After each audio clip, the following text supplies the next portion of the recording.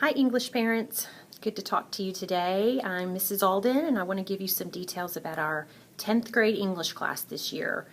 First of all, why we journal. I know this is a new concept for students, but it is an important one. Journaling is definitely a deeper process in writing. I want the students to think more deeply about what they're writing, and I also know that it helps them retain information that they have read. Expectations for essays and academic papers.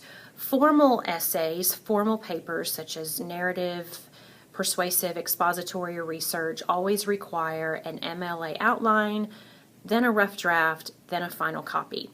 The short essays, 3 to 5 paragraphs, do not require that. I do want the students to know that in the beginning, these first few weeks, I will return these short essays to them if I think they need some tweaking and editing. No late points, just want to make sure that they have a good chance of getting a good grade. Also, I want them prepared to write 3 to 5 paragraphs as the year progresses in a shorter amount of time.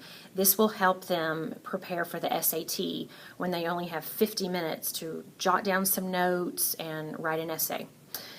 We will be practicing proofreading and editing a lot in this class. Encourage your student to always read the notes that I give them when they are returned their essays or papers. That really helps guide them as to what they've done wrong or what they need to add. Studying for novel tests. I don't necessarily give a study guide as to the very tiny details that they'll need to know for the test, but I will help them steer them to focus on their quizzes, their journal questions, their vocabulary, which is always very important. Vocabulary is always written on my tests, and there will not be a word bank. Students should always review their plot, character, and themes, and SparkNotes is fine for that, but they do also need to go back and look in the text as well. Looking forward to Dante's Inferno. I'm sure you are. Don't panic. It is a very different book from The Alchemist, and I will approach it very differently. We will do most of the annotation at home. You will be given 2 to 3 websites to use at home to guide your student as they read.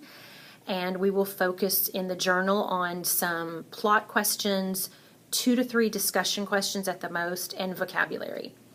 Also, encourage your student to really focus on their spelling. I'm seeing a lot of simple mistakes already, such as to, it is, and it's, and there, and they are.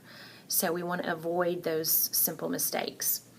I hope this helps clear up any information that you did not have before, and if you need to ask me any questions, feel free to email me. And thank you for sharing your children. I am enjoying them immensely.